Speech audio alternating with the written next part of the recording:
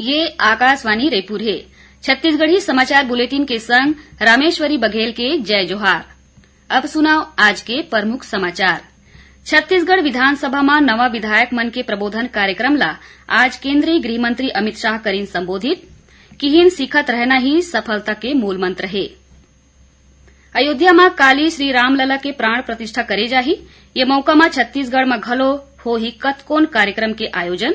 माता कौशल्या धाम चंदखुरी मंदिर परिसर हा 21,000 दिया ले होही जगमग। और प्रदेश में आज रायपुर समेत कतकोन जिला में होइस वर्षा। पानी गिरे ले प्रदेश में बाढ़िस जाड़। प्रदेश में काली 1-2 जगह घलो हो सकथे थोरकिन वर्षा। अब समाचार विस्तार ले। छत्तीसगढ़ विधानसभा परिसर में नवा विधायक मन के प्रबोधन कार्यक्रम ला केंद्रीय गृह मंत्री अमित शाह संबोधित करत हैं।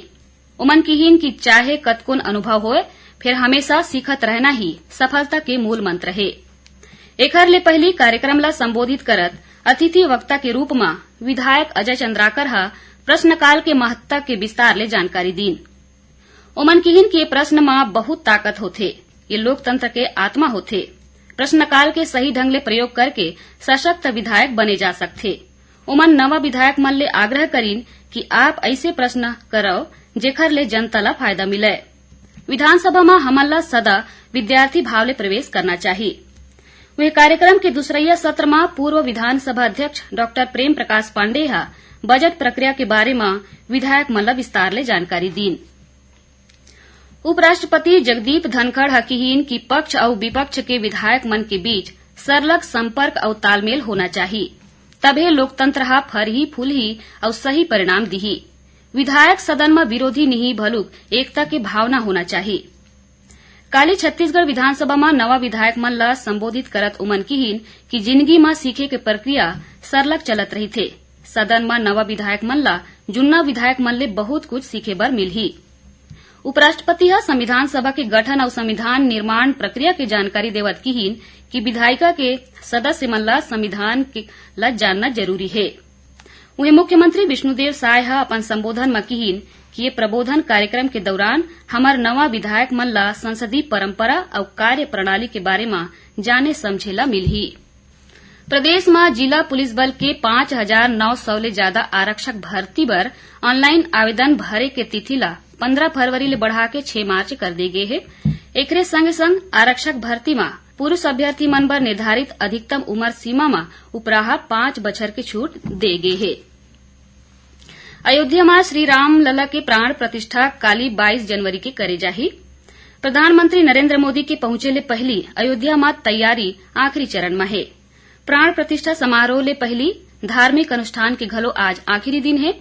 यही बीच प्रधानमंत्री आज भगवान श्री राम लला ला समर्पित 3 ठन भजन सोशल मीडिया में साझा करीन। प्रधानमंत्री अनुराधा पौडवाल के गाय राम भजन ला सहरावत किहिन कि श्री राम लला के जिंदगी और महिमा ले जुड़े भावना भाव विभोर करैया है। श्री मोदी शंकर महादेवन के लिखे राम भजन ला साझा करत किहिन कि ये गीत भक्त मन के बीच उत्साह ला दर्शाथे। उन्हें प्रधानमंत्री भार्गवी वेंकट राम के तमिल भाषा में राम भजन की प्रस्तुति लगलो साझा करीन।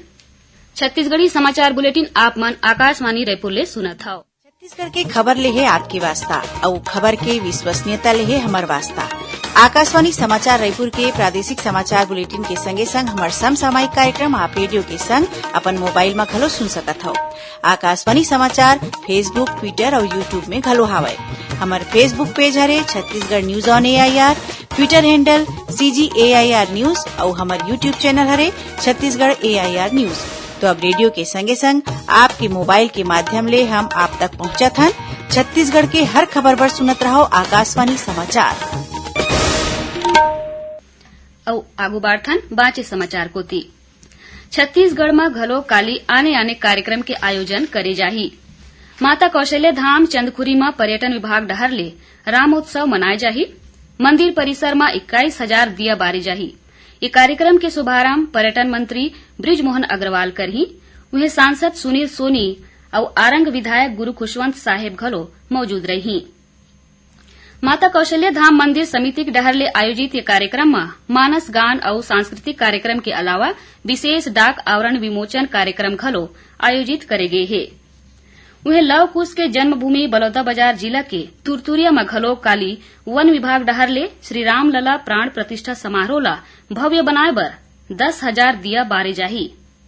वन विभाग और जिला प्रशासन हा एकर तैयारी पूरा कर ले हे। राजधानी रायपुर में घलो पाछू 2 दिन ले देवारी जैसन माहौल है। रोजे शोभा यात्रा और जुलूस निकाले जावत हैं। राजधानी के गली मोहल्ला मन ला सुघ्घर ढंग ले सजाए गे हे। जगह जगह भगवान श्री राम और राम मंदिर के फोटो लगाए गे हे। साइंस कॉलेज मैदान में 20,000 वर्ग फीट क्षेत्र में 55 किलो धान और 500 किलो चाउर ले भगवान श्री राम की रंगोली बनाए जावत है। एकर बर पाछू 3 दिन ले 51 जन कलाकार मन जुड़े हैं।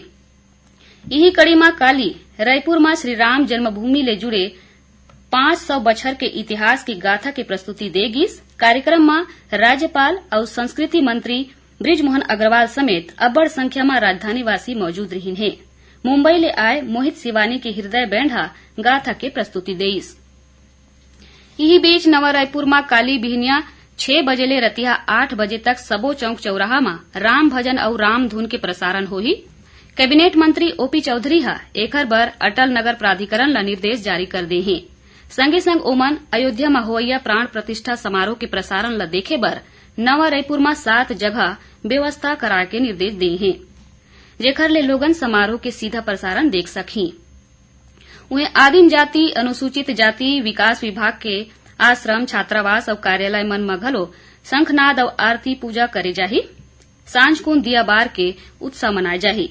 एकर बर विभाग डहर ले सबो जिला सहायक आयुक्त मन ला पाती पठोए गे हे। उन्हें समारोह के एक दिन पहली आज विभाग के आश्रम छात्रावास एकलव्य विद्यालय और क्रीड़ा परिसर समेत सबो कार्यालय और भवन परिसर में स्वच्छता अभियान चलाए गिस। अयोध्या ले सीधा प्रसारण देखे बर आश्रम और छात्रावास के संगे कार्यालय मन में व्यवस्था करे गे हे। उन्हें अंबिकापुर में घलो कतकोन जगह धार्मिक आयोजन करे जाही। जनमानस के सुविधा बर कलेक्टर हा नोडल अधिकारी नियुक्त करे हे। यही बीच राज्यपाल विश्वभूषण हरिचंदन हा ये मौका में देश और प्रदेशवासी मन ला बधाई और शुभकामना दीन है। राज्यपाल हा लोगन मन ले अपील करीन है कि ये मौका में सब जन अपन घर में दिया बार के तिहार मनावो और दीप दान करो। और अब पेश है मौसम के हाल। प्रदेश में आज रायपुर दुर्ग राजनांदगांव समेत कतकोन जिला में वर्षा हुईस। अधरतिया शुरू होए वर्षा हा रुक रुक के बिहनिया तक होवत रहीस। पानी गिरे ले प्रदेश में जाड़ हा बाढ़ गे है। मौसम विभाग के जानकारी ले बंगाल के खाड़ी ले अवैया नमी के सेती आज बादल छाए रहीस और मध्य छत्तीसगढ़ में गरज चमक के संग वर्षा हुईस। प्रदेश में काली दक्षिण छत्तीसगढ़ में 1-2 जगह थोरकिन वर्षा हो सकथे। बादल घलो छाए रही। संगे मध्य छत्तीसगढ़ में बिहनिया ले कोहरा रही। नागपुर के राष्ट्र संत तुकडोजी महाराज विश्वविद्यालय और विधि महाविद्यालय स्टेडियम में एकल अभियान राष्ट्रीय खेल प्रतियोगिता शुरू हुईस। एकर उद्घाटन मुख्यमंत्री विष्णुदेव साय करीन। प्रतियोगिता में छत्तीसगढ़, पश्चिम बंगाल, ओडिशा, झारखंड और बिहार के संगे आने प्रदेश के 1200 ले ज्यादा खिलाड़ी मन भाग लेन। और अब थोरकुन समाचार सारमा। जसपुर जिला के 44 जन मेधावी छात्र मन ला अवैया महीना अंतरिक्ष केंद्र के भ्रमण कराए जाही।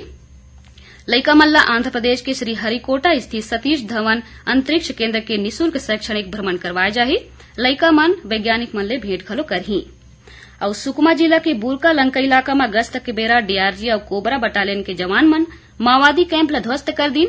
जवान मन कैंप में राखे आने सामान ला घलो नष्ट कर दीन है।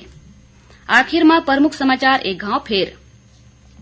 छत्तीसगढ़ विधानसभा में नवा विधायक मन के प्रबोधन कार्यक्रम ला आज केंद्रीय गृह मंत्री अमित शाह करीन संबोधित। किहिन सीखत रहना ही सफलता के मूल मंत्र है। अयोध्या में काली श्री राम लला के प्राण प्रतिष्ठा करे जाही। ये मौका में छत्तीसगढ़ में घलो होही कार्यक्रम के आयोजन। माता कौशल्या धाम चंदखुरी मंदिर परिसर हा 21,000 दिया ले होही जगमग। और प्रदेश में आज रायपुर समेत कतकोन जिला में होइस वर्षा। पानी गिरे ले प्रदेश में बाढ़ गे जाड़। प्रदेश में काली 1-2 जगह हो सकथे थोरकिन वर्षा। एकरे संग छत्तीसगढ़ी समाचार बुलेटिन इहे सिरावत है। जय जोहार।